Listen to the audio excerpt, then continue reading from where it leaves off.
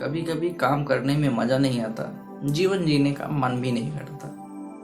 यह जीवन लगता है कि निरर्थक है, बेकार है, फालतू है।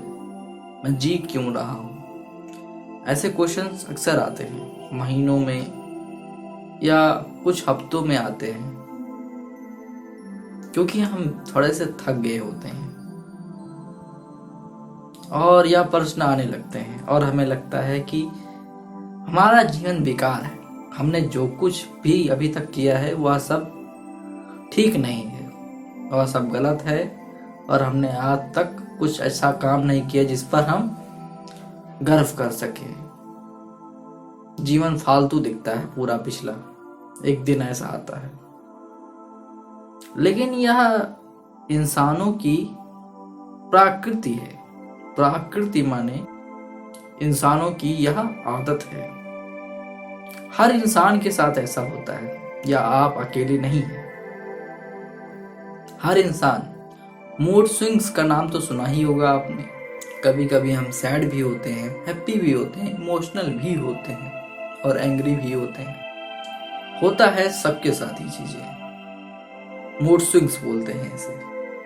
तो यह जो मूड स्विंग्स हैं यह आपके अंदर तो होते ही हैं कभी कभी, लेकिन जैसे कि आप देखते हैं कि लड़कियों के अंदर महीना आता है, पीरियड्स, तो उनके अंदर भी इस तरह की प्रक्रियाएं देखी जाती हैं।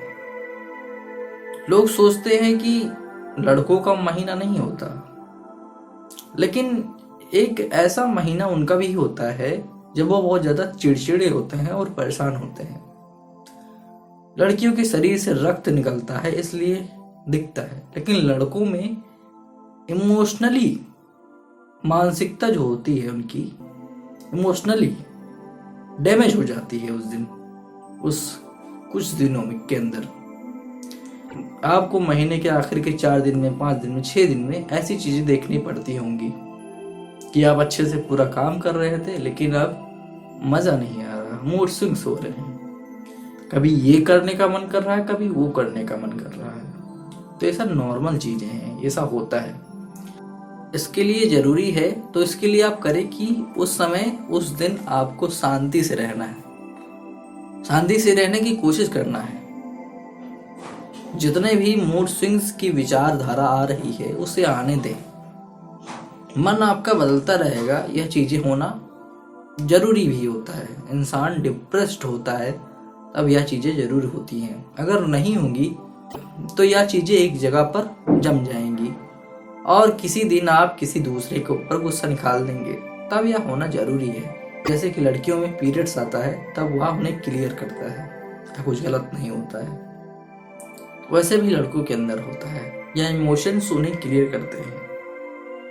तब ध्यान दें कि आप उस समय कोई फैसला न लें।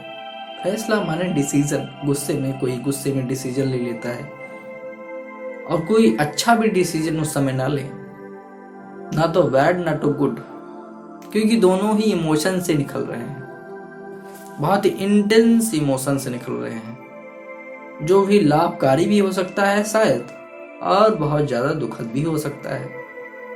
तब आप ध्यान दें कि आप कोई फैसला ना लें उस दिन शांति पूर्वक बैठें।